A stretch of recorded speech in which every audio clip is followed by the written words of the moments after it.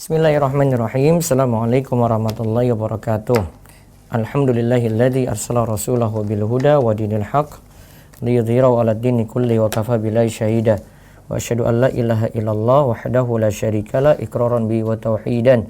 Wa asyhadu anna sayyidana Muhammadan abduhu wa rasuluhu. Allahumma shalli ala nabiyyina Muhammad wa ala alihi wa man tabi'ahum bi ihsan ila yaumiddin. Allahumma inna nas'aluka ilman nafi'a wa rizqan thayyiba wa amalan mutaqabbala. Puji syukur kita panjatkan pada Allah, salawat dan salam semoga tercurah pada Nabi besar kita Muhammad sallallahu alaihi wasallam. Pemirsa sekalian yang semoga senantiasa dirahmati oleh Allah, alhamdulillah pagi ini kita bersyukur atas nikmat yang telah Allah anugerahkan pada kita sekalian. Kita kembali akan mengkaji pembahasan dari buku Ustadz kami Harta Haram Muamalat Kontemporer. Kita paket cetakan ke-23. Bagi yang belum memiliki nanti bisa memesan di 0852 00 171 23 kali.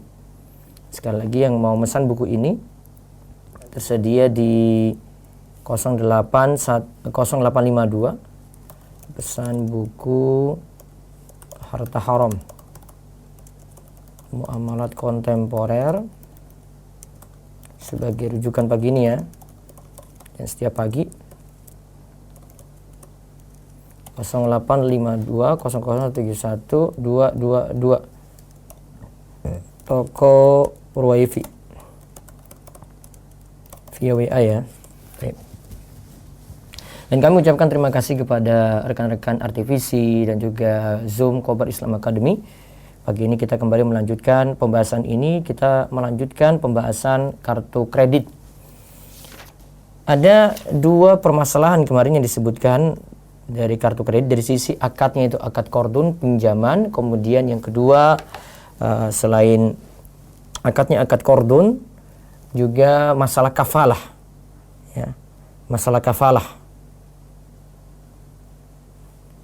Masalah kafalah, penjaminan juga ada masalah. Nah, kita lihat secara lengkap. Ya.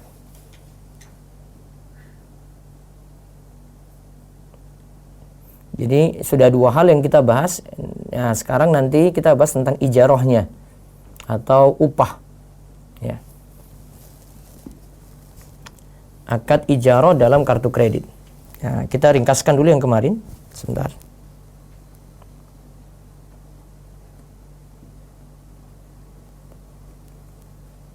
Bagi pemirsa yang menyaksikan via YouTube ataupun Instagram, Facebook, nanti bisa bertanya di 0812 281 85131 ya. Sekali lagi bisa bertanya di 0812 281 85131.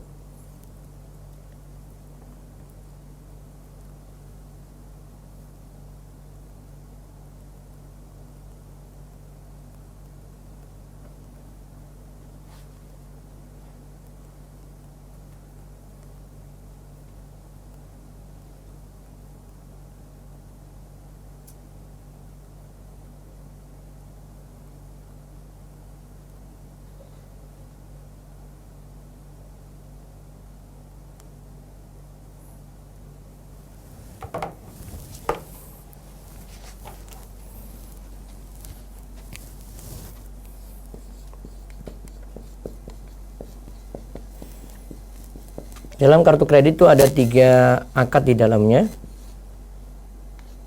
Kordon, pinjaman.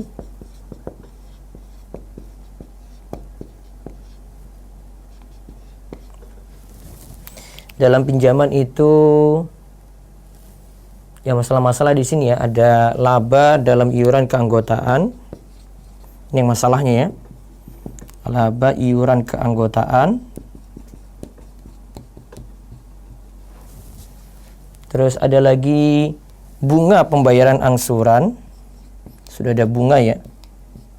Bunga pembayaran angsuran.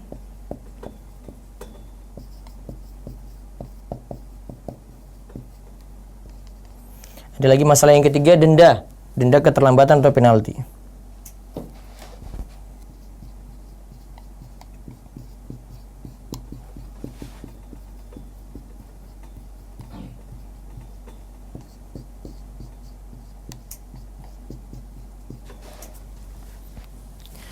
Jadi kartu kredit itu akad yang pertama yang ada adalah kordon, pinjaman. Nah, itu ketika iuran keanggotaan, kalau cuma sekadar iuran keanggotaan saya tidak masalah, ya. Tapi kalau ditarik di situ, dalam hal ini bank penerbit kartu kredit tidak boleh menarik laba dari biaya administrasi. Kalau dari sini sudah ditarik laba dari biaya administrasi, ya maka jadi masalah. Karena laba di situ termasuk riba yang diharamkan. Terus yang kedua ada bunga pembayaran angsuran. Ya, bunga di situ bisa 1,59%, 1,7 sekian dan seterusnya. Terus yang ketiga, denda keterlambatan. Jadi kalau telat ada lagi persenan untuk dendanya. Ya, di situ ada hitungannya itu 2,5% dari saldo kredit yang telah digunakan plus bunga angsuran. Nah, ada lagi masalah yang kedua adalah akad kafalah. Akad kafalah yaitu penjaminan dalam kartu kredit. Jadi jaminan itu bisa ada dua macam, ada agunan, ada dengan orang ya. Kalau kita bahas dalam masalah kafalah, kafalah itu benar, kafalah itu dalam syariat kita ada. Kafalah ya. Dalam kafalah ini juga ada yang masalah, yaitu yang pertama di situ ada kafil penjamin.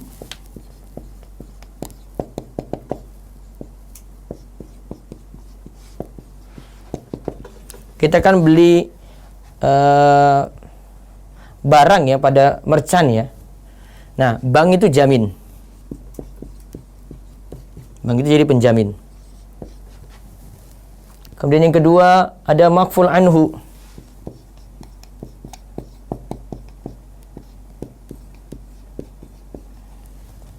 Makful anhu itu yang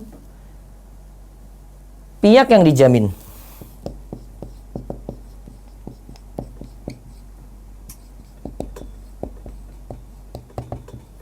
Berarti si peminjam.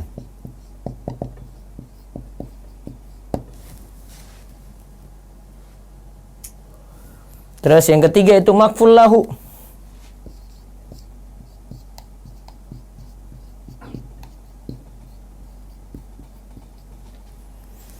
Ini pihak yang punya barang berarti.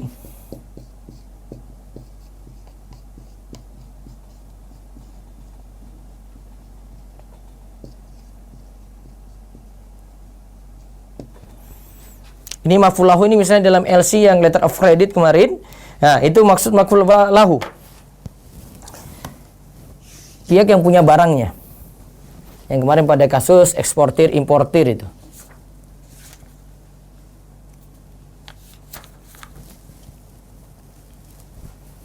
Nah, kemarin masalahnya untuk kafil ya. Masalahnya untuk kafil di sini. Ini jika ada jasa, ada biaya jasa untuk kafalah. Kemarin kritikannya, pertama ada ijma, para ulama sepakat imbalan yang diterima dari akad kafalah tidak dibolehkan. Ini ijma ya. Terus yang kedua, ini masuk kalau ada imbalan situ masuk dalam kaidah fikih, kullu qardin jaru manfaatan fawariba. Setiap pinjaman yang memberikan keuntungan bagi pemberi pinjaman adalah riba. Hakikat akad kafalah di sini, kalau di buku Ustaz Irwandi saya review ulang, itu katakan hakikat akad kafalah adalah pihak penjamin kafil bersedia membayar utang makful anhu. Kafil bersedia bayar makful anhu di sini kepada makful lahu.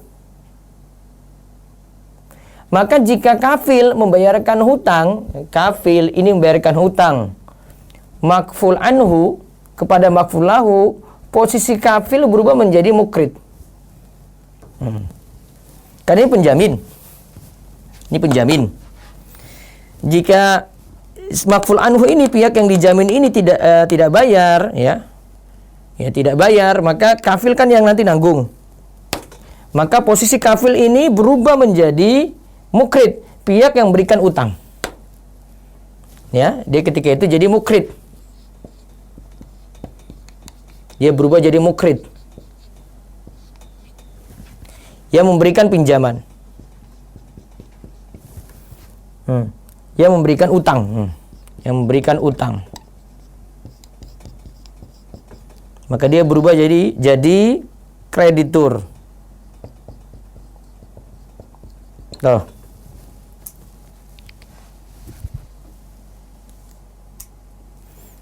Dia jadi mukrid kepada maf'ul anhu. Sekarang posisinya kalau kafil yang nanggung utang kepada maf'ul lahu, ya, karena ini nggak bayar, maka kafil berubah menjadi kreditur.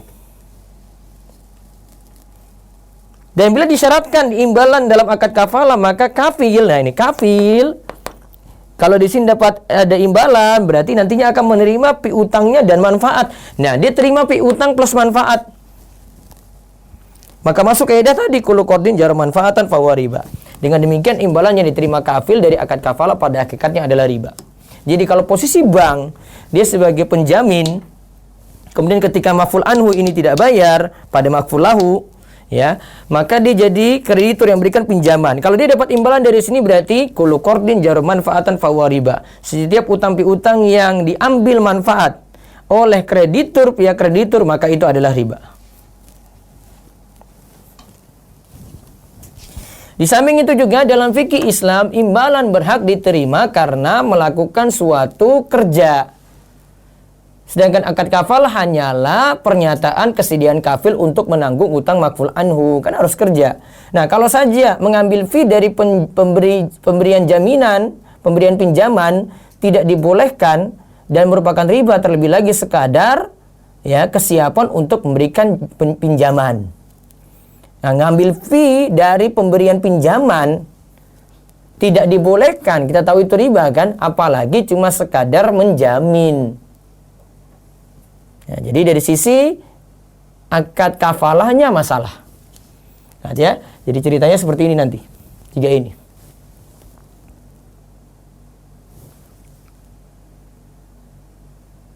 Baik, sekarang kita lihat masalah yang ketiga lagi adalah pada kartu kredit itu pada ijarohnya, upah jasa. Sekarang kita lihat pada ijaroh ya. Kalau ini kan yang kedua. Yang pertama tadi kordun ya. Nah, kita lihat yang kedua, yang ketiga.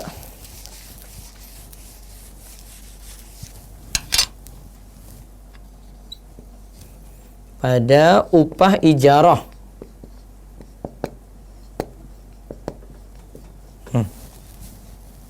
Pada kartu kredit.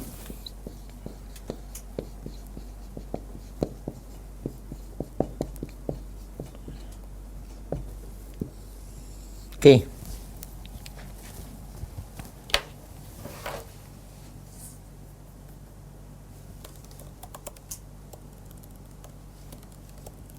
Ya, silakan baca. Ijarah atau upah jasa pada kartu kredit. Dalam transaksi kartu kredit terdapat juga akad ijarah, yaitu saat pemegang kartu melakukan transaksi pembelian barang atau jasa, maka pihak bank penerbit kartu memperoleh fee dari pedagang. Besarnya fee berkisar antara 2-5% dari harga barang atau jasa. Fee ini diberikan sebagai imbalan atau ujroh atas jasa perantara pemasaran dan penagihan. Nah, lihat ya, dalam kartu kredit terdapat juga akad ijarah, upah jasa, yaitu saat pemegang kartu, nih pemegang kartu ya, melakukan transaksi pembelian. Misalnya si A ini datang ke merchant membeli barang, datang ke toko beli barang.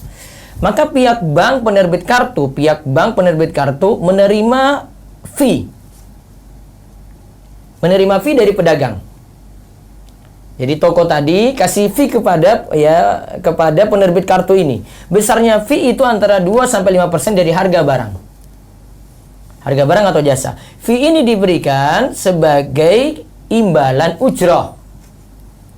Ya, sebagai imbalan atau ujroh karena pihak bank tadi penerbit kartu ini dari pihak bank ini kan perantara. Dia jadi jasa perantara ya pemasaran dan penagihan. Misalnya gini, coba lihat contoh dari Ustaz Irwandi. Misalnya, A membeli sebuah barang seharga 1 juta rupiah.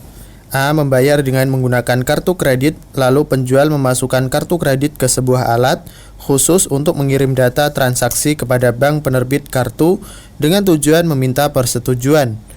Jika bank setuju, maka bank mentransfer uang ke rekening penjual setelah dipotong komisi yang telah disepakati sebelumnya antara bank dengan pihak penjual. Andai komisinya sebanyak 2%, maka bank hanya membayar kepada penjual sebanyak Rp980.000.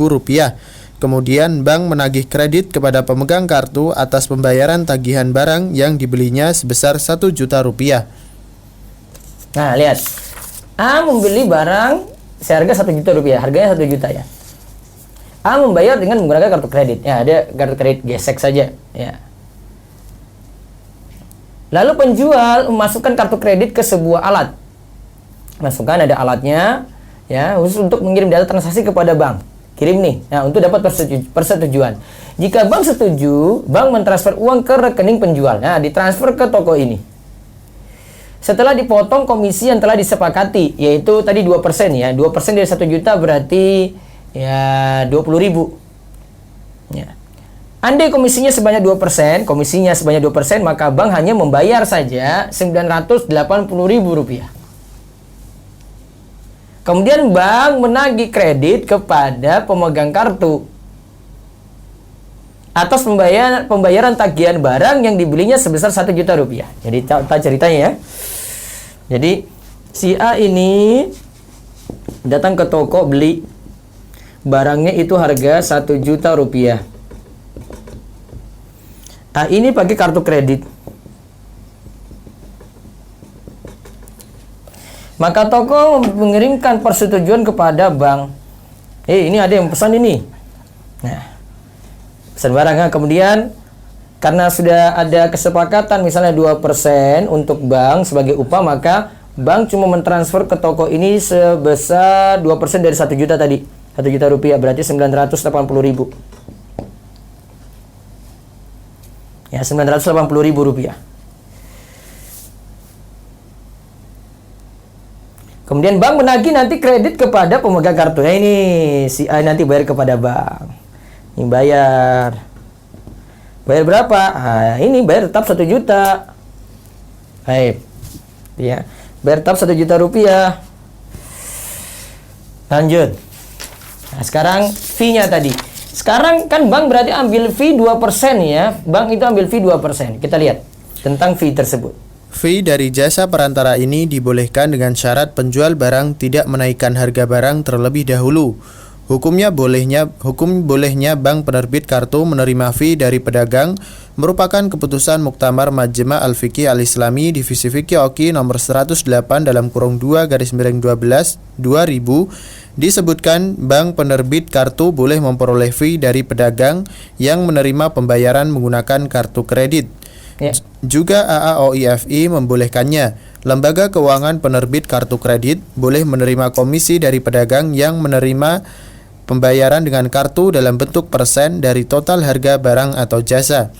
Dan DSN dalam Fatwa nomor 54/DSN MUI /10/2006 tentang syariah card yang berbunyi penerbit kartu boleh menerima fee yang diambil dari harga objek transaksi atau pelayanan sebagai upah atau imbalan atau ujroh atas perantara atau samsaroh, pemasaran taswik dan penagihan tahsil al-dain.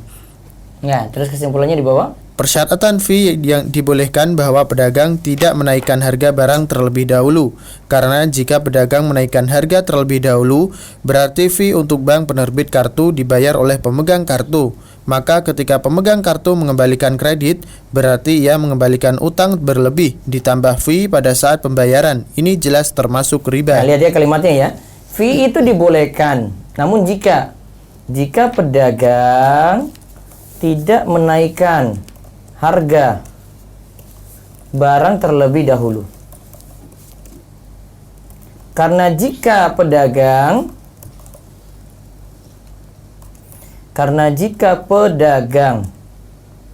menaikkan harga terlebih dahulu, berarti fee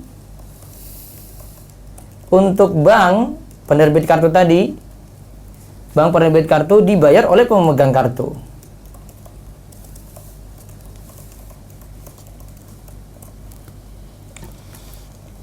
Maka ketika pemegang kartu mengembalikan kredit, mengembalikan utang berarti ya, ketika mengembalikan kredit, berarti ia mengembalikan utang berlebih. Utang berlebih. ditambah fee pada saat pembayaran. Nah, ini riba.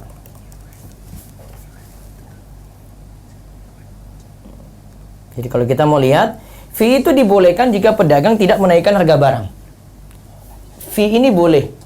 Jadi fee yang 2% ini boleh jika pedagang tidak naikkan harga barang. Karena jika pedagang itu menaikkan harga terlebih dahulu, berarti fee untuk bank dibayar oleh pemegang kartu. Ini kalau seandainya dia naikkan, berarti asalnya itu fee-nya itu dibayar oleh pemegang kartu. Berarti nantinya mengembalikan utang tadi, utang plus fee tadi. Maka ini jelas ribanya. Kalau dalam kasus ini, wallahu alam. Ya, karena dia selamat dari sini. 2% ini tidak naikkan ini. Cuma dia kasih fee saja dari si toko ini, kasih fee untuk bank. Jadi bisa kita katakan selamat di situ. Namun kalau seandainya itu harga sudah dinaikkan dulu, ya, terus nanti dari pihak pemegang kartu kredit yang harus bayar fee tadi, nah berarti dia sama saja mau berutang, terus kembalikan fee berlebih untuk bank, jadinya riba. Nah, sekarang kita lihat dampak riba terhadap keabsahan akad penerbit kartu kredit, penerbitan kartu kredit. Ya.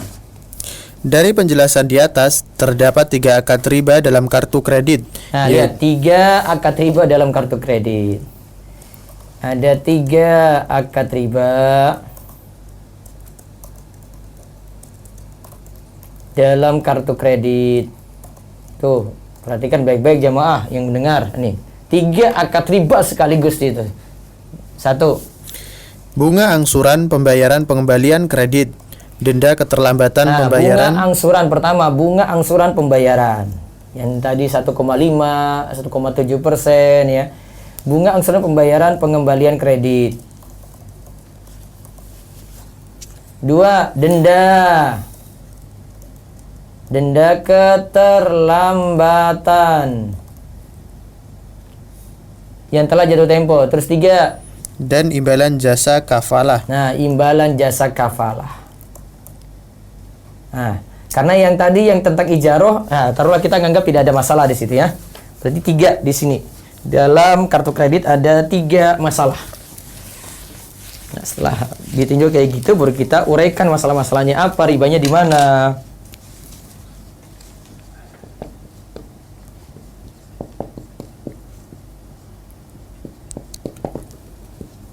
Pertama, bunga angsuran.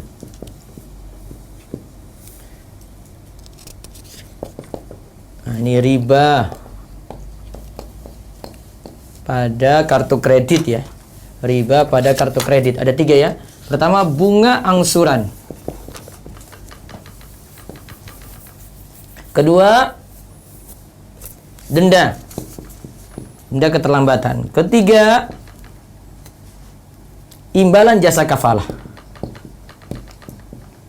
Kalau yang ijarah tadi terakhir masih boleh lah ya. Karena pihak toko tidak naikkan harga barang di situ. Jadi fee dari toko kepada pihak bank, nggak masalah. Ya, bunga angsuran, denda, imbalan jasa kafalah. Jadi kalau misalnya punya kartu kredit, ya Ustadz saya selalu bayar tepat waktu. Nah, denda dia ini ya. Sudahlah, denda nggak masalah lah. Tapi masalah ada 2 yang lainnya. Ada bunga angsuran, kemudian ada imbalan jasa kafalah, itu yang masalah. Kalau dia bayar tepat waktu untuk kartu kredit tadi, dia masih kena 2 masalah. Bunga angsuran dan imbalan jasa kafalah. Ya, terus.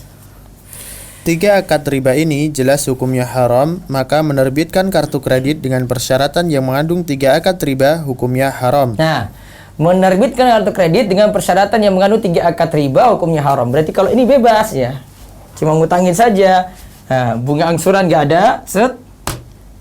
Terus imbalan jasa kafalah juga tidak. Ya, imbalan jasa kafalah juga tidak.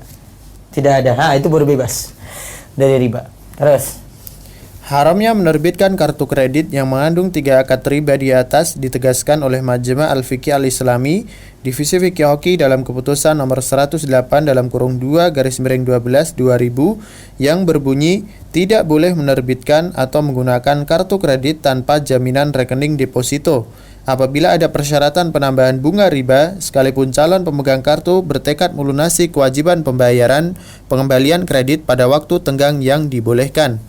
Nah, lihat. Tidak boleh menerbitkan kartu kredit tanpa jaminan rekening deposito. Bila ada persyaratan penambahan bunga riba.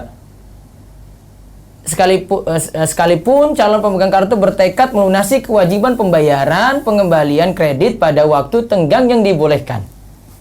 Jadi tidak boleh menerbitkan kartu kredit tanpa jaminan rekening deposito. Ini harus ada jaminannya.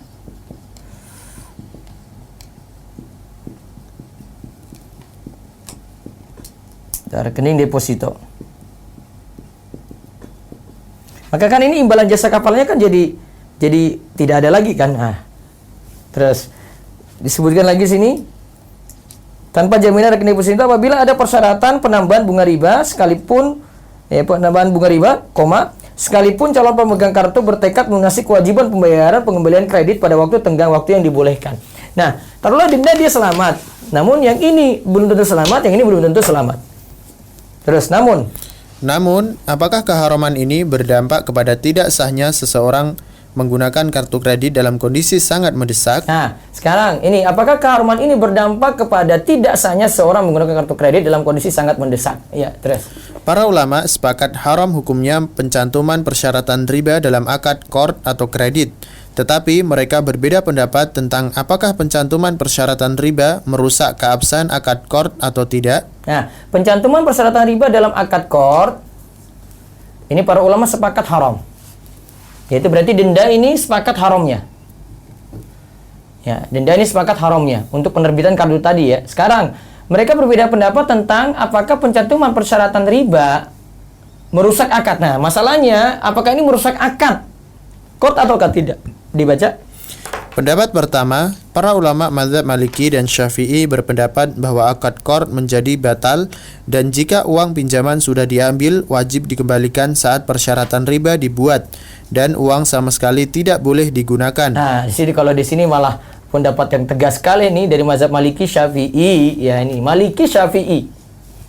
Ini orang-orang Indonesia ini harus pahami ini. Maliki Syafi'i katakan akad qard menjadi batal. Dan jika uang pinjaman sudah diambil, wajib dikembalikan.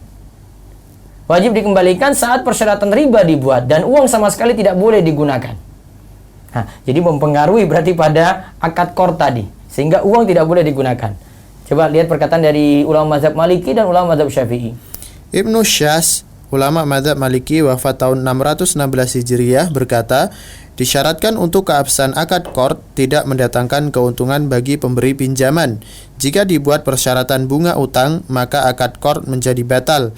Tidak boleh uang pinjaman dipergunakan dan wajib dikembalikan saat itu juga. Nah, terus Imam Nawawi lagi. An-Nawawi, ulama madhab Syafi'i wafat tahun 676 Hijriah berkata, akad qard dengan persyaratan bunga hukumnya haram. Jika persyaratan riba dibuat, maka akad qard menjadi batal dan uang yang telah dipinjam tidak boleh digunakan.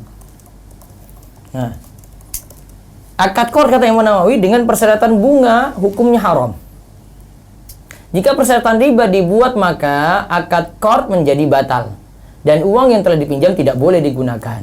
Nah, jadi uangnya tidak boleh digunakan. Nah, dalil pendapat ini? Dalil pendapat ini bahwa riba hukumnya tidak sah. Dengan demikian, bila disyaratkan dalam akad qard, maka akad qard ikut menjadi tidak sah karena akad qard telah berpadu dengan riba. Ya, terus sekarang tanggapan. Dalil ini tidak kuat karena antara riba dan qard bisa dipisahkan. Akad riba tidak sah dan dilarang, akan tetapi qard sah dan dibolehkan. Nah, kalau tanggapan Ustaz Irwandi, akad riba dan qard masih bisa dipisahkan. Maka akad riba itu tidak sah dan dilarang, tetapi akad qardnya itu kan boleh. Nah, sekarang wa in tubtum falakum ru'usu amwalikum la tazlimuna wa la tuzlamun. Dan jika kamu bertaubat dari pengambilan riba, maka bagimu pokok hartamu. Kamu tidak menganiaya dan tidak dianiaya. Al-Baqarah 279.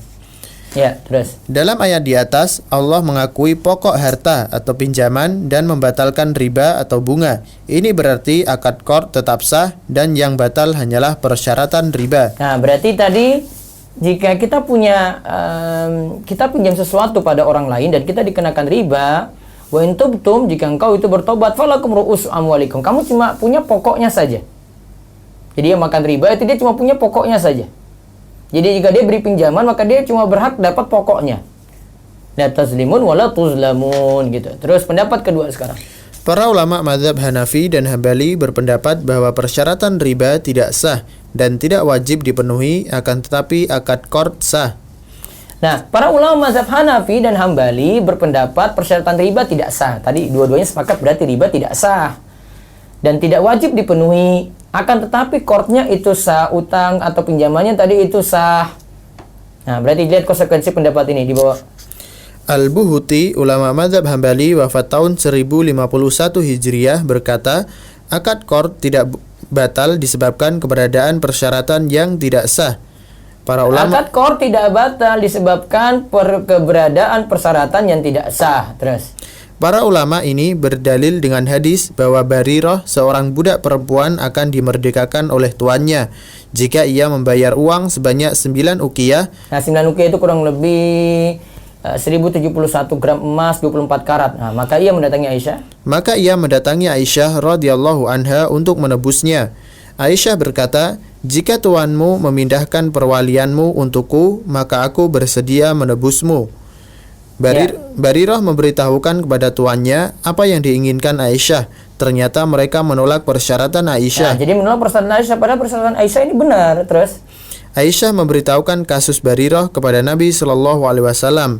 Maka Nabi Shallallahu Alaihi Wasallam bersabda, Nabi SAW katakan, ibta'iha fa'atikiha fa innal wala'a liman a'taqa. bayarlah tebusannya, lalu merdekakan. Sesungguhnya perwalian hanyalah milik orang yang memerdekakan. Hadis riwayat Bukhari. Nah, terus dalam hadis di atas, Nabi Shallallahu Alaihi Wasallam tidak menganggap persyaratan perwalian tetap berada di tangan tuan Barirah, karena persyaratan tersebut tidak sah, dan menyuruh Aisyah tetap membeli dan memerdekakannya, dan perwalian menjadi milik Aisyah.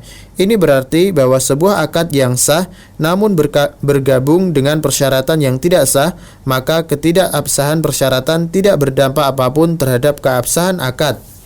Ya. Berdasarkan pendapat kedua yang mengatakan bahwa akad qard sah dan yang batal hanyalah persyaratan riba, maka dalam keadaan yang mendesak, seseorang dibolehkan menggunakan kartu kredit dengan syarat dia yakin mampu melunasi pengembalian kredit pada waktu yang tidak dikenakan bunga ataupun penalti. Nah, di sini solusi dari Ustaz Irwandi. Terus pendapat ini didukung oleh Syekh Taqi Utsmani, peneliti ahli di Majma' Al-Fiqih Al-Islami, divisi Fikih Oki. Nah, lihat ya. Beliau ini kasih solusi di sini. Karena akad qardnya sah dan terpaksa dia harus pakai kartu kredit tadi, maka dalam keadaan yang mendesak, seseorang dibolehkan menggunakan kartu kredit dengan syarat dia yakin mampu melunasi pengembalian kredit pada waktunya, yang tidak dikenakan bunga ataupun penalti. Sekarang, tadi ada persyaratannya. Ini pelajaran penting nih. Ada persyaratan tambahan dalam akad. Kan akad itu sudah ada konsekuensi. Orang menikah misalnya harus suami istri ya jadi bersatu gitu. Orang jual beli berarti terjadi pemindahan barang. Yang jual dia berhak dapat uang, yang beli dia dapat barang tadi. Nah, terjadi pemindahan kepemilikan. Maka ada namanya persyaratan tambahan dalam akad.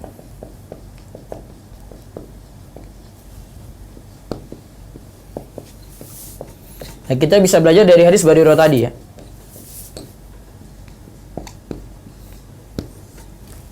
Ada namanya persyaratan tambahan dalam akad.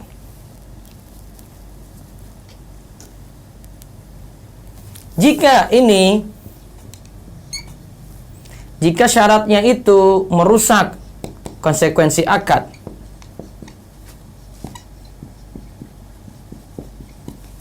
jika merusak konsekuensi akad,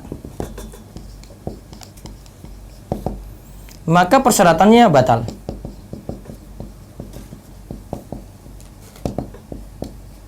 Coba perhatikan tadi hadis Barirah. Kan tadi tuannya bilang enggak, hak walakmu itu tetap padaku, enggak pada Aisyah yang beli. Padahal harusnya berpindah pada Aisyah. Sebagaimana barang dibeli ya sudah, walak juga pindah. Namun tadi tuannya yang miliki Barirah sebelumnya itu nggak setujui itu. Maka persyaratannya batil. Nabi tadi katakan apa? Sudah, bayar tebusannya, lalu merdekakan dia, walaknya tetap jadi milikmu, milik orang yang merdekakan, yaitu milik Aisyah, tidak lagi pada tuan sebelumnya. Maka persyaratan ini batal.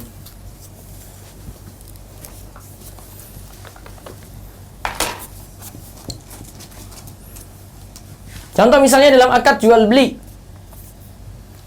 Dalam akad jual beli tadi contohnya. Dalam akad pernikahan misalnya. Ya, dalam akad pernikahan misalnya diberikan syarat ketika jadi suami istri tidak boleh hubungan intim sama sekali. Ya, tidak boleh hubungan sama sekali. Pokoknya nikah, tapi syarat pokoknya saya nggak boleh digauli seumur hidup. Nah, itu syarat yang batil di situ. Maka kalau sudah jadi suami istri nggak usah pedulikan syarat itu. Terus yang kedua ada jika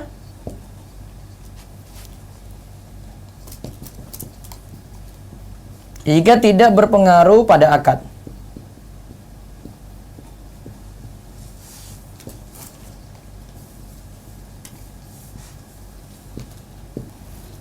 Jika tidak berpengaruh pada akad, maka seperti di sini ya. Kalau itu akad yang batil, maaf, itu syarat yang batil seperti tadi riba. Ya, riba.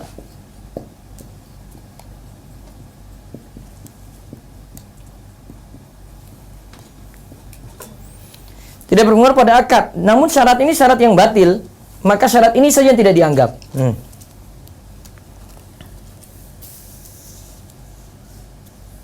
Namun kalau syaratnya masih boleh-boleh saja, kalau syaratnya itu boleh, maka dipenuhi. Kalau syaratnya itu boleh, maka dipenuhi.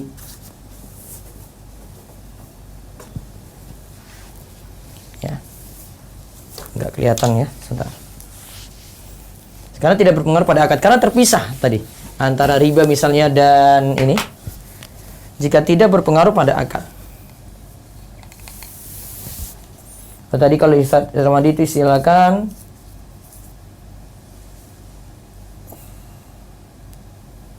Artinya bisa dipisah ya, antara persyaratan dan itu bisa terpisah. Nah, misalnya di sini riba tadi ya. Syarat riba ini tidak dianggap. Namun kalau misalnya kalau syaratnya itu masih boleh dan sah-sah saja, maka syarat ini dipenuhi. Kalau disetujui, maka syarat ini dipenuhi.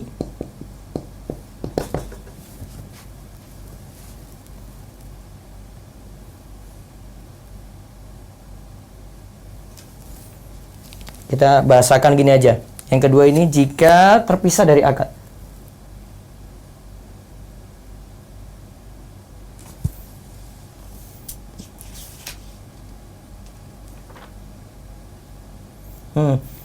Tentang pencantuman persyaratan riba merusak akad. Tidak merusak akad kita. Jika tidak merusak akadnya. Kalau jika merusak konsekuensi akad, jika tidak merusak akad. Yang kedua, jika tidak merusak akad. Nah, jika syaratnya itu syarat haram, seperti ada tambahan riba di situ, maka syarat tambahan ini tidak dipenuhi. Namun kalau syarat itu masih boleh, maka syarat itu dipenuhi. Iya, kamu beli barang saya ya. Iya, kamu beli barang saya, namun maaf, barang ini saya pakai dulu ya. Saya pakai dulu ke sana, nanti setelah saya sampai di rumah kamu ambil. Nah, itu syarat tambahan namanya, masih boleh. Itu tidak mempengaruhi keabsahan akad. Misalnya juga dalam akad nikah, misalnya dia beri syarat itu masih boleh. Beri syarat misalnya si laki-laki bilang, si wanita minta pada si laki-laki, kamu harus tinggal di Jogja.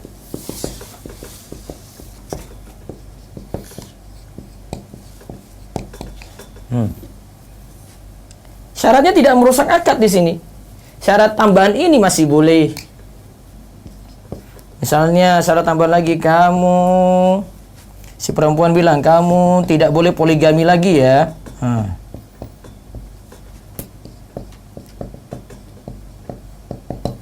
Lagi-lagi bilang iya.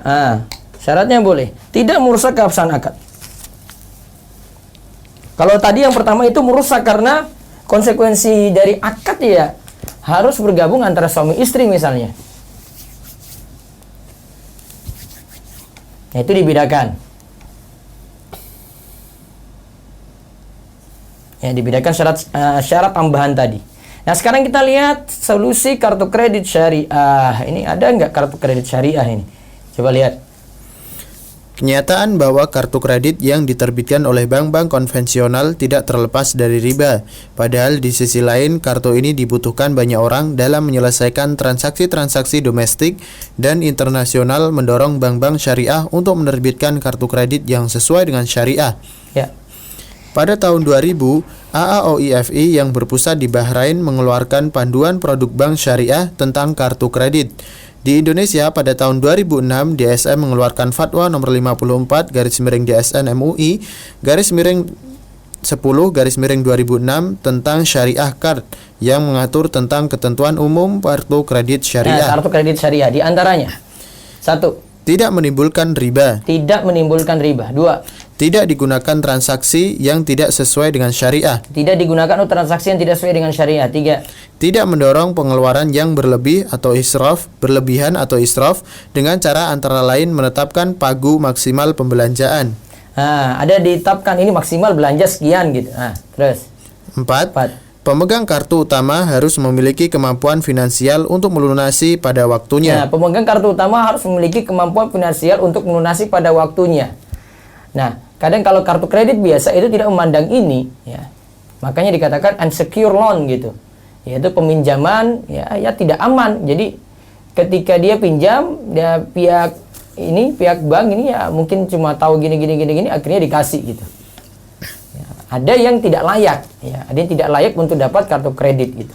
Terus yang kelima, tidak memberikan fasilitas yang bertentangan dengan syariah. Tidak memberikan fasilitas yang bertentangan dengan syariat. Ya, terus di Saudi Arabia pada tahun 1990, bank syariah tertua di negeri itu Al-Rajhi. Nah, Al-Rajhi Bank itu bank syariah tertua di Saudi ya. Mengeluarkan kartu kredit Visa bebas riba berdasarkan fatwa Dewan Syariah nomor 32 yang berbunyi, setelah Dewan Syariah mencermati asas kerja kartu kredit Visa, maka diputuskan bahwa boleh menerbitkan kartu kredit Visa dengan syarat tidak boleh mengambil dan memberikan bunga atau riba yang diharamkan dengan cara yang nyata ataupun terselubung, baik dari nasabah, perusahaan Visa atau dari pihak manapun. Ya. Terus Unit Syariah Bank Samba, Citibank Saudi Arabia juga mengeluarkan kartu kredit Al-Khair, dan Unit Syariah Bank Ahli mengeluarkan kartu kredit At-Taisir. Ya.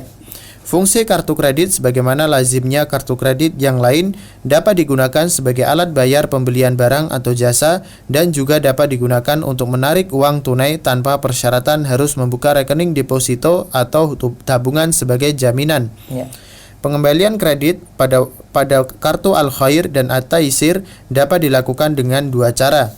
Pertama, pelunasan kredit sekaligus sebelum berakhir masa tenggang.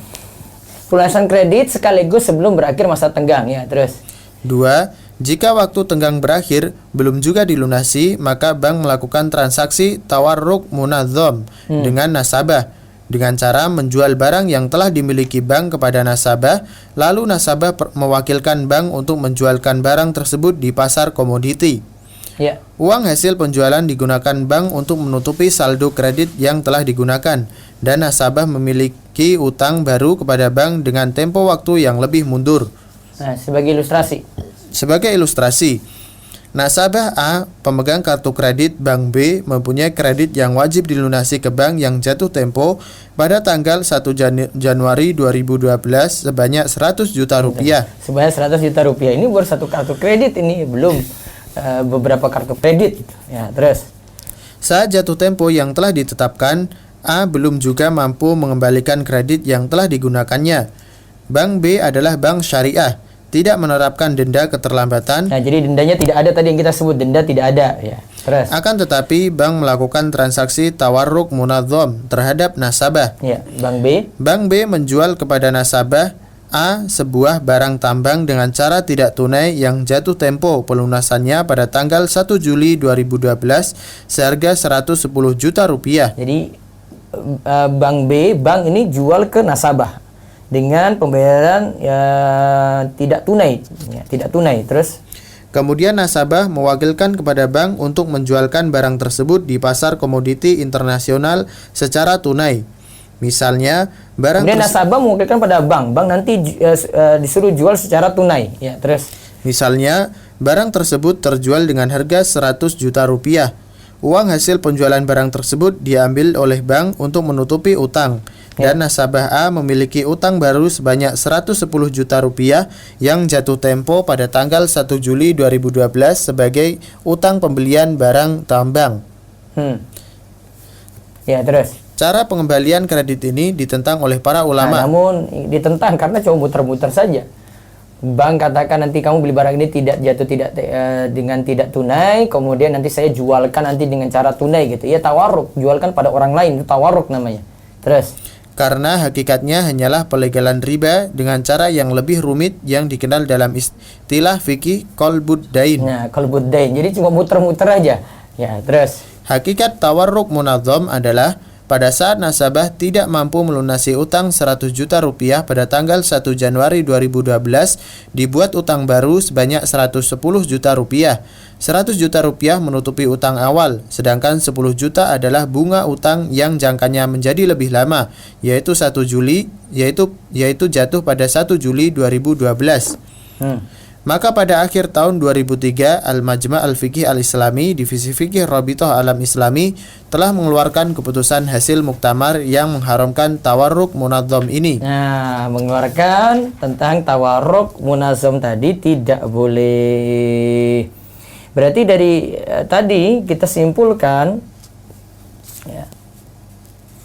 ya amannya, kalaupun kartu kredit syariah tadi dikritisi juga ya, pengembalian kredit pada kartu Al-Khair dan At-Taisir tadi dapat dilakukan dengan dua cara. Terus nah fungsi kartu kredit tadi sebagaimana lazimnya kartu kredit yang lain dapat digunakan sebagai alat bayar ya. Terus namun tadi tentang masalah kalau telat ini ada si nasabah itu harus bayarkan ini dengan cara nanti wakilkan pada pihak bank untuk jualkan barang gitu, dan nanti sejatinya bank menjualnya kepada nasabah itu dengan tidak tunai, kemudian bank nanti jualkan lagi dengan cara tunai. Nah, itu tidak dibolehkan.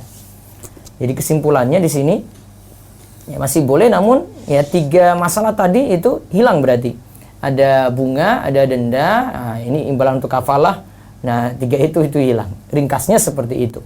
Maka tadi ada beberapa ketentuannya untuk kartu kredit syariah ini, seperti tidak menimbulkan riba, tidak digunakan untuk transaksi yang tidak sesuai dengan syariah, berarti transaksi haram nggak boleh ya. Terus untuk israf tidak boleh, pemegang kartu utama harus israf itu maksudnya boros-borosan nggak boleh, sehingga harus dibatasi limitnya gitu ya. Batasin limit berarti lihat dari kemampuan nasabah juga gitu. Terus pemegang kartu utama harus memiliki kemampuan finansial, itu jelas ya. Terus tidak memberikan fasilitas yang bertentangan dengan syariah. Nah, kalau kita lihat tadi yang di halaman 502 berdasarkan pendapat kedua, karena tadi akad riba dengan akad qardun itu terpisah gitu ya. Jadi seandainya dengan terpaksa mengambil kartu kredit ini karena beberapa transaksi memang tidak bisa lepas dari itu ya. Contoh misalnya ini transaksi di luar negeri, nanti ada beberapa pertanyaan di sini juga. Ada misalnya yang menggunakan iOS atau Apple itu harus punya software atau punya aplikasi, harus dengan kartu kredit, walaupun ada dengan cara pembayaran lewat Dana gitu. Namun saat ini kalau mau solusi, ya saya tanya kepada ini kemarin Pak Aryo, kita bisa ambil solusi seperti ini. Sekarang itu ada, karena tadi kan bisa dengan jaminan deposito kita ya. Ada namanya itu debit online. Itu suatu model inovasi pembayaran yang mudah, aman dan nyaman untuk transaksi belanja online. Mekanismenya dengan menggunakan VCN, Virtual Card Number, sebagai pengganti nomor asli kartu debit. Ya. Terus di sini debit online ini dapat melalui kegiatan terus seterusnya. Jadi intinya di sini sebenarnya kartu kreditnya tadi ya dengan cara nanti langsung auto debit dengan kartu kita gitu. Kalau memang ada pihak bank seperti itu lebih aman. Jadi kita punya saldo Jadi sebenarnya saldo ini kita utangkan ke bank. Kemudian kalau kita perlu transaksi, maka langsung auto debit di situ. Nah, itu lebih aman dan itu lebih membatasi nantinya. Nah, beberapa bank sudah mulai menerbitkan seperti itu karena mungkin ya kritikan banyak seperti ini, sehingga karena kebutuhan kartu kredit tadi, sehingga mereka fungsikan tadi yang sebelumnya kartu debit, artinya kita punya saldo di situ, kemudian yang kita pakai ya untuk keperluan kita, dan itu uang kita sebenarnya. Dan pihak bank kemudian banyak beberapa saya lihat itu menerbitkan seperti ini. Wallahu alam. Jadi itu kartu debit sebenarnya namun rasa kredit. Ya, itu inovasi baru. Wallahu alam bisawab. Baik. Jika ada beberapa pertanyaan, ini biasa di YouTube ini bagus-bagus pertanyaan. Saya baca dulu dari YouTube. Yang lain bisa nanti siap-siap telepon ya. Tunggu saya baca dulu YouTube. Ustaz, apa hukum menggunakan kartu kredit hanya untuk melakukan pembayaran luar negeri? Karena dari merchant luar negeri hanya menyediakan kartu kredit seperti PayPal. Ya, kalau dengan keterpaksaan tidak masalah untuk itu. PayPal berarti punya saldo dolar ya di situ ya. Ya, tidak masalah kalau dengan keterpaksaan, tetapi ya harus on time untuk bayar ya. Kalau tadi ya dengan syarat yakin mampu melunasi pembiayaan kredit tadi pada waktunya, tidak dikenakan bunga atau penalti. Nah, maka lihat dari kemampuan. Kebanyakan pengguna kartu kredit atau pinjaman online ya, karena sifatnya itu unsecure loan, jadi peminjaman itu tidak aman di situ. Ya, sehingga mereka bebas pakai pinjaman online juga demikian. Terus juga dengan kartu kredit juga demikian. Dia punya kartu kredit ada berapa bank gitu.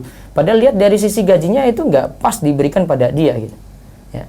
Jadi perlu hati-hati, yang jelas perlu hati-hati ya. Usahakan on time untuk bayar. Saran saya juga bayarnya jangan ikuti aturan bank, misalnya bayar 10% atau 20% seperti kita bahas kemarin ya. Kalau bisa langsung bayar lunas. Ya, kalau bisa langsung bayar lunas. Jadi misalnya tagihannya 20 juta, ya sudah 20 juta langsung dibayar. Jangan ikuti aturan bank bayar 10%, 20% ya jangan. Langsung bayar 20 juta itu misalnya. Kalau memang keterpaksaan seperti itu. Wallahu a'lam. Ustadz, keadaan darurat dalam menggunakan kartu kredit itu seperti apa? Apakah untuk beli tiket pesawat internasional bisa dibilang darurat? Ya, kalau memang tidak ada cara lain gitu ya, itu satu-satunya silakan pakai itu. Apa Ustadz Vision sekarang sering ditolak Ustadz? Dicoba dulu ya. Saya mau coba juga ini yang Vision ini. Ya, mau coba karena ada beberapa transaksi saya harus dengan terpaksa harus memakai sistem seperti ini gitu. Saya lagi konsultasikan juga dengan yang pakar dalam masalah ini. Ustadz, untuk pembelian aplikasi menggunakan Dana, aplikasi keuangan, apakah diperbolehkan dan apa syarat-syaratnya? Ini saya belum juga ya. Saya harus pelajari lagi yang tentang Dana ini. Memang ada dua cara. Bisa dengan, kalau kita beli aplikasi di Apple itu bisa dengan Dana atau bisa dengan kartu kredit Visa ataupun Mastercard. Nah, nanti saya pelajari yang VCN dulu.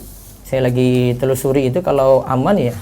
Tapi kalau sering ditolak ya gimana lagi nantinya? Ya, terpaksa balik lagi dong ke kartu kredit biasa gitu. Namun dengan syarat tadi ya. Syaratnya itu darurat, terus yang kedua bayarnya on time, yang ketiga langsung bayar kontan gitu, jangan bayar nyicil lagi, bayar semuanya biar aman. Terus lewat WA silakan. Yang di YouTube bisa tanya juga ya di kolom komentar, nanti saya jawab ya lewat telepon. Di Zoom siap-siap ya. Waalaikumsalam warahmatullahi wabarakatuh. Dengan siapa di mana? Silakan. Silakan Pak Kamal. Hanya agak nggak sesuai tema, cuman sedang saya butuhkan jawabannya, boleh? Ya sudah, nggak apa-apa. Pak Kamal dimaafkan pagi ini. Oke. Ini agak masuk soal cerita ya. Iya. Bisa dipersingkat mungkin ceritanya. Kenapa? Bisa dipersingkat ceritanya tuh poin gitu. Bisa. Ya. Oke. Sebelumnya di tempat saya bekerja, untuk pekerjaan di luar kota, mendapatkan uang makan 180.000 per hari. Uang makan 180.000 per hari. Per hari. Jadi mau makan tidak, mau puasa tidak, dipakai tidak, dapat 180.000 per hari. Oke? Iya.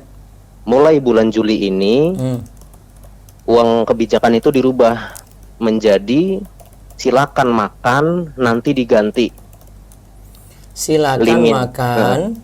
Silakan makan apapun, nanti diganti sesuai dengan tagihan atau nota dan atau menggunakan kartu kredit yang sudah difasilitasi oleh perusahaan. Oke. Sekarang karena banyak dari kawan-kawan kru itu yang lebih memilih uang, nggak mungkin juga makan sampai 700.000 sehari kan? 180 kali, ya. Ya, Terus? jadi kawan-kawan lebih memilih dapat uang kan? Gimana caranya dengan kebijakan baru ini tetap dapat uang daripada uang makan yang nggak mungkin 700.000 itu sehari, udah berlebihan lah. Akhirnya bertanya kepada manajer, Pak manajer, saya nggak mungkin makan di lapangan 700.000 sehari. Boleh gimana caranya? Lalu manajer bilang, oke, silakan kalian bikin nota. Selama itu tidak berlebihan sesuai dengan yang dulu 180.000 per hari ya. Nanti manajer approve. Apakah hal ini dibolehkan? Artinya kebijakan perusahaan bilang kalian makan silakan, ini limitnya 700.000 sehari. Karena kita maunya dapat uang daripada makan, kita nanya manajer approve, silakan tagih, nanti diganti uang notanya. Artinya kita makan tetap hemat biasa aja 10.000 20.000 per hari, tapi nanti di notanya kita bikin pokoknya total 180.000 sekitar itu sehari gitu. Apakah ini diperbolehkan gitu? GIS berarti itu namanya, pengelabuan. Artinya kan manajer udah aware kan dengan hal ini gitu. Iya, sebenarnya aturan kayak begini, birokrasi seperti ini juga yang macam-macam seperti ini ya salah tetap gitu. Jadi ya dari sisi manipulasi ya itu manipulasi lah ya. Dari sisi manipulasinya sudah salah. Saya nggak pandang sisi manajer ridho gitu. Serba muskilah di sini ya. Iya. Sehingga kalau saran saya berapa yang dihabiskan sudah ambil itu hak kita ya, pekerja tadi hak pekerja, lebihnya tidak dimanfaatin. Misalnya nih habis Pak Kamal misalnya satu hari habis cuma 200.000 ya sudah, berarti haknya 200. Disuruh markup sampai lebih daripada itu bukan haknya. Jika seandainya dapat lebih dari itu, ini dikeluarkan, nggak boleh dipakai. Berarti approval manager tidak membatalkan aturan perusahaan gitu ya, walaupun memang limitnya masih di bawah itu gitu. Iya. Saya dapat katakan approval manager ini tidak sesuai persyaratan gitu, persyaratannya batil dia. Iya. Gitu. Sering berulang kayak gini, nanya juga sama seperti ada guru kemarin yang nanya juga, dia buat manipulasi, akhirnya disuruh buat nota, kasih nota kosong. Nah, dia buat pokoknya harus sesuai dengan proposal ya kan, biasanya aturan kayak gitu kan, sesuai dengan proposal harus benar, habis. Nah, saya bilang enggak, haknya cuma ya sebatas yang keluar berapa dong, kan dia buat markup akhirnya. Nah, di proposal misalnya 200.000 ya, ternyata dia bisa dapat 100.000 yang tambahan ini, berarti yang di markup ini akhirnya di nota palsu ini dia sebut lagi 200.000, ada tambahan 100.000 situ, itu bukan hak dia. Iya. Gitu Pak. Iya. Ya memang agak berat sih kalau mau bilang manajer kalau belum paham juga ya. Dia fine aja. Soalnya teman-teman manajer satu saya approve, manajer 2 saya approve gitu, karena mereka tahu ya nggak mungkin kalian makan sampai 700.000, dan akhirnya misalnya kita makan 50.000, ya udahlah kalian silakan tagih uang saja karena kami paham kalian lebih butuh uang daripada ini gitu kan. Iya tahu, tapi sudah manipulasi, itu nggak boleh. Iya selesai. Iya. Gitu ya? Iya. Sebaris Ustadz sama pertanyaan tadi, kan saya kan dapat fasilitas kartu kredit dari perusahaan. Itu digunakan untuk tiket hotel makan saya yang terserah, itu nggak apa-apa kan Ustadz, karena fasilitas. Fasilitas, iya. Kan nanti yang bayar kantor ya? Iya benar. Nah sudah itu urusan kantor berarti. Dia urusan kantor juga dengan bank penerbit kartu tadi. Iya. Alhamdulillah jelas, tenang. Iya. Syukran Ustaz, jazakallah khair. Waalaikumsalam. Baik. Assalamualaikum warahmatullahi wabarakatuh. Waalaikumsalam warahmatullahi wabarakatuh. Baik, Mas Rudi baca di WA. Ustadz, mohon maaf saya belum paham terkait dengan MLM. Bagaimana hukumnya memakai barangnya saja dari produk MLM dan bagaimana hukumnya jika kita menjadi member MLM untuk mendapatkan harga member tapi tidak aktif di sana? Saya sudah sebutkan ketika kita bahas MLM dari seluk-beluknya yang kita kaji itu ya pada pembahasan MLM. Sistemnya ini masalah gitu. Ketika kita berada dalam sistem ya, ini tengah-tengah nih ya. Kita menguntungkan yang di atas, ya, menguntungkan yang upline yang di atas, merugikan downline yang di bawah. Walaupun tujuannya berada dalam sistem ini cuma beli produk. Berada dalam sistem ini cuma beli produk, tetap dia merugikan yang di bawah lagi itu. Downline ini akan merugi ketika kita itu ya merugi ketika dia sampai paling bawah ini dia nggak dapat lagi downline lagi, dia itu merugi. Padahal sudah diiming-imingi nanti akan dapat bonus sekian, bonus sekian, bonus sekian gitu. Masuk dalam sistem masalahnya. Tolonglah bisa timbang-timbang baik-baik. Jangan cuma mementingkan diri sendiri juga. Ada upline yang tadi di atas itu menguntungkan, ada downline yang di bawah itu merugikan itu ketika masuk dalam sistem MLM. Yang kalau kurang yakin lagi, coba renungkan baik-baik lagi buku Harta Haram Muamalat Kontemporer. Berulang kali pertanyaan ini seperti masuk jawaban saya kayak gini. Saya nggak ubah-ubah jawaban. Saya sarankan pokoknya tidak masuk dalam sistem. Ya, tidak masuk dalam sistem MLM tadi. Wallahu a'lam. Terus. Bismillah Ustadz, saat kafilah menjadi mukrid di mana dia mengambil Saat manfaat. kafil bukan kafilah. Terus. Saat kafil menjadi mukrid di mana dia mengambil manfaat. Terus? Sudah gitu. Saat kafil mungkin dia mau tulis ulang ini tadi saya itu bukan pertanyaan. Lanjut. Saya menjadi wakil dari teman saya. Menjadi wakil dari teman ya. Terus. Posisi teman saya adalah wakil dari pabrik yang produksi interior. Ulang-ulang. Saya wakil dari teman saya. Bentar, saya tuliskan boleh.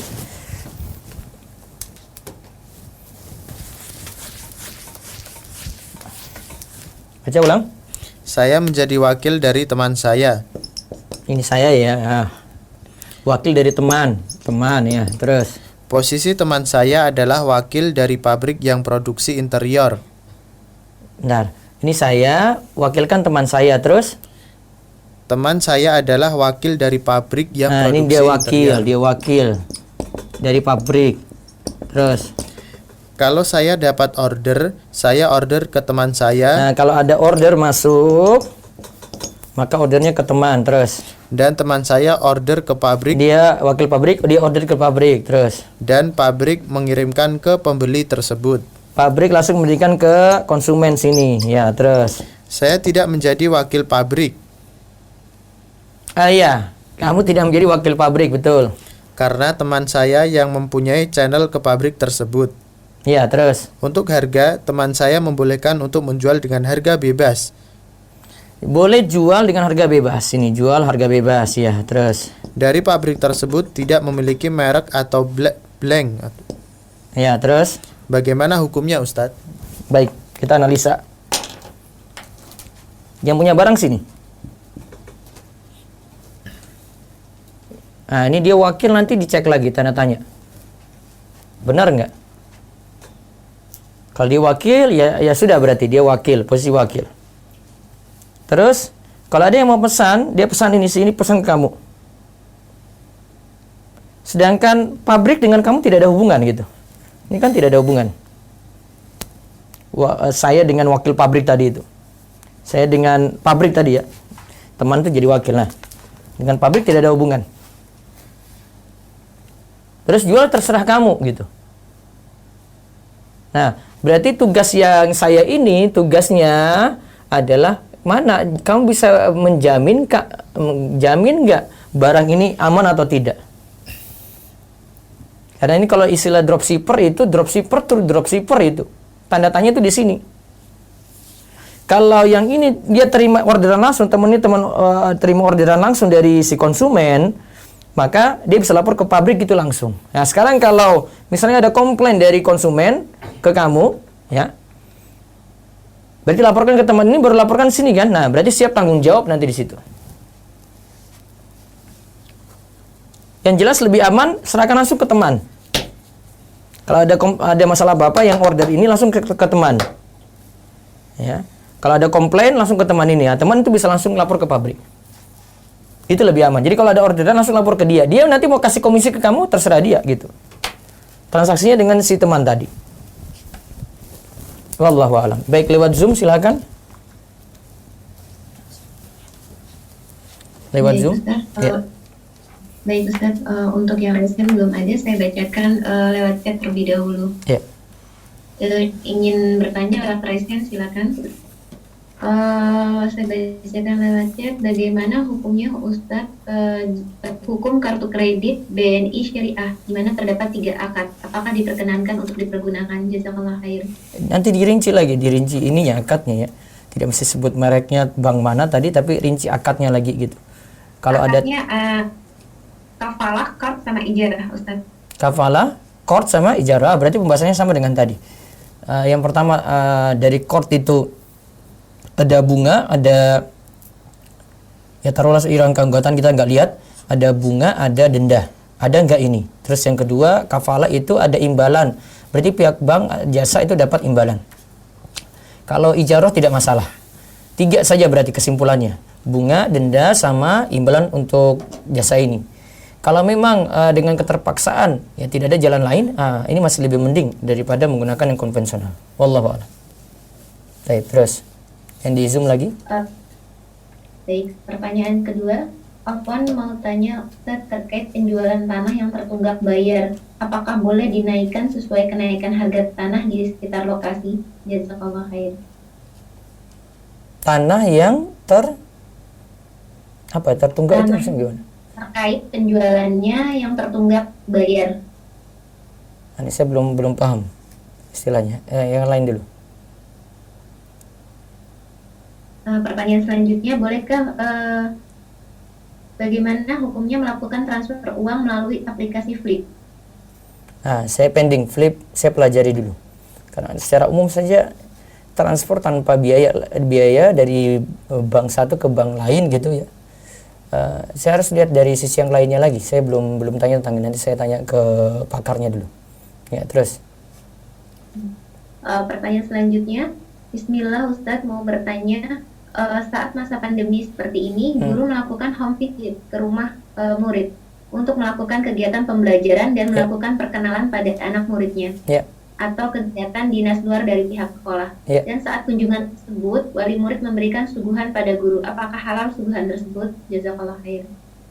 Nah ini, kita mau katakan itu tips juga. Kalau bilang nggak boleh nanti, karena suguhannya suguhan yang wajar ya. Bukan seperti sogokan gitu. Layaknya tamu kepada tuan rumah itu datang. Wallahu alam, tidak masalah untuk itu. Ya, terus. Cukup. Saat ini masih Sekarang saya di YouTube dulu, ini banyak. Saya jawab dulu yang di YouTube. Ustadz, ada kartu kredit syariah yang tidak pakai bunga dan denda, tapi saya bayar minimal payment, gimana? Saran saya jangan bayar minimal payment ya. Bayar misalnya tagihan 20 juta, ya bayar 20 juta, tagihan 10 juta, bayar 10 juta langsung gitu.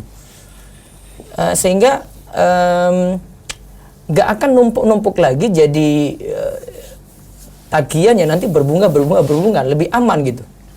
Ya. Saya praktekkan yang ini dulu, saya dengan keterpaksaan punya ini, tapi saya berusaha nanti ini harus bayar nih, sudah suruh bayar lunas. Ya, kita suruh bayar lunas, nggak main-main bayar minimal itu, payment minimal nggak mau, bayar lunas gitu. Memang dari sisi pihak bank itu senang banget dia lihat nasabah ini ada yang kayak gini ya. Ya karena kita pengen lepas dari itu, ini cuma keterpaksaan, nggak ada jalan lain gitu. Ustadz, anak akan menjual rumah di mana rumah tersebut masih KPR di salah satu bank syariah. Hitungnya tinggal sedikit, apakah sisa uang penjualan rumah tersebut merupakan hak anak? Iya, itu hak Anda ya, hak Pak Faid ya ini. Apa hukum membeli saldo PayPal via online, saldo PayPal dolar dan dibeli dengan rupiah? Setahu Anda syarat jual belinya kan harus tidak harus sama dan harus tunai. Bagaimana jika transaksinya terjadi pending seperti itu? Yang jelas begini, takifnya nanti bisa lihat di konsultasi syariah. Di sini ada tulisan dari Ustadz Ami. Saya belum punya tulisan sendiri ini. Nah, ini saya beri linknya. PayPal itu rekening virtual dalam bentuk dolar ya. Rekening virtual dalam bentuk dolar, bagi yang menggunakan uang rupiah harus dikonversi ke dolar. Terus untuk verifikasi harus menggunakan kartu kredit atau kartu kredit virtual. Untuk yang pertama, rekening virtual adalah bentuk dolar. Maka ketika orang memiliki PayPal dalam bentuk dolar, hakikatnya dia menitipkan uang dolar kepada penyelenggara PayPal. Transaksi ini dibolehkan, tidak ada masalah. Yang kedua, bagi pengguna rupiah harus dikonversi ke dolar, terjadilah sorof. Tukar menukar rupiah dengan dolar. Transaksi ini dibolehkan selama dilakukan secara tunai. Ya, dilakukan secara tunai. Nah, di sini ketika ada orang yang jual beli saldo PayPal dengan alat pembayaran rupiah, maka saldo PayPal harus diserahkan begitu rupiah dikirim. Karena jika ada yang tertunda, riba nasi'ah jadinya. Hingga di sini transaksi jual beli saldo PayPal selama tunai hukumnya dibolehkan. Jadi tunai, jadi langsung. Ya. Adanya keuntungan atau selisih harga tidak masalah.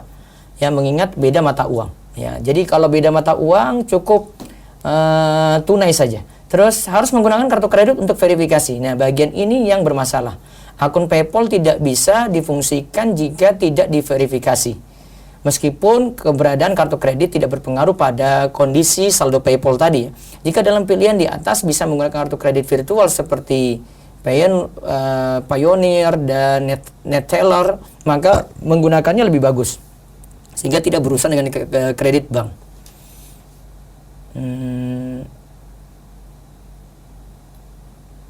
Terus seterusnya kesimpulannya, berdasarkan kesimpulan ini untuk verifikasi kami hanya menyarankan menggunakan kartu kredit virtual saja. Nah, ini Ustadz Ami sarankan seperti itu. Nanti saya tinjau ulang lagi, nanti saya pelajari lagi. Sementara seperti itu untuk yang PayPal tadi. Jadi masalah verifikasi saja. Masalah PayPal itu tadi nanti dikonversi dari rupiah ke dolar, yang penting tunai, tidak boleh tertunda sama sekali. Rupiah dikirim langsung, dolar itu ya sudah ada dalam saldo, seperti itu. Apa hukum menerima beasiswa dari perusahaan rokok atau bank? Baiknya tidak diterima, cari yang lain. Apa hukum kita menjual rumah sedangkan yang beli menggunakan KPR konvensional? Kita menjual rumah, yang beli dengan KPR konvensional. Apakah kita menjual rumah ikut berdosa? Baiknya tidak terima, ya terima transaksi yang aman dari riba saja, lebih aman sehingga kita tidak dikatakan mendukung riba. Terus di sini ada ini kelanjutan dari atas nih. One click ini kita bisa masukkan nomor ATM, nggak jelas ya. Apa hukum mendapat diskon cuma-cuma dari Dana dan dibayar lewat Dana? Nanti saya pelajari lagi ya. Dana PayPal nanti saya pelajari lagi. Saya terima gade mobil dengan family. Saya terima gade mobil dengan family dengan kesepakatan mobil pakai mobilnya silakan. Tapi ini hanya kesepakatan dengan saudara, motivasinya tolong menolong. Bagaimana hukumnya? Saya sadar tidak boleh. Iya, memang tidak boleh dipakai. Boleh menerima transaksi ini, kasih dia pinjaman, mobil itu digadai, mobil tidak dipakai kecuali untuk kepentingan saja yang butuh servis. Namun kalau itu ada manfaat untuk kita, kita keluarkan lagi utang pada dia, berarti utang kita nanti dikurangi itu dari biaya yang kita pakai. Kalau servis nanti tanggung jawab dia yang punya barang, maka nanti dia yang biayai servis tersebut. Kalau kita deposit uang dulu ke kartu kredit supaya tidak timbul bunga, hukumnya bagaimana ya? Itu berarti fungsikan jadi debit ya. Kalau secara ini kalau dalam keadaan darurat itu lebih aman ya daripada lepas gitu saja tidak ada saldo sama sekali sebagai jaminan. Mau kredit KPR di bank syariah ya. Tapi ada asuransi syariah untuk kebakaran dan jiwa. Asuransinya itu cuma ikutan saja, yang maksud pokok kan jual beli rumahnya tadi kan. Nah, sekarang masalah kreditnya ini yang nanti dilihat. Kreditnya kemarin ada beberapa syarat. Coba nanti lihat di Instagram Rumah Isau. Instagram saya pribadi Abdul Twasikal, itu ada postingan baru yang saya posting tentang syarat jual beli kredit. Ini ringkasan dari buku ini, saya cantumkan di postingan saya di Instagram ya, sama di Facebook Abdul Twasikal. Ya, di Facebook Abdul Twasikal, nanti lihat ada berapa syarat nih. 1, 2, 3, 4, 5, 6, 7, 8. Itu saya ringkaskan dari 2 buku, dari Harta Haram Muamalat Kontemporer, satu lagi dari Masail Mu'asirah Mimma Ta'umu Bihil Balwa. Ya, nanti bisa dilihat di 2 bahasan ini.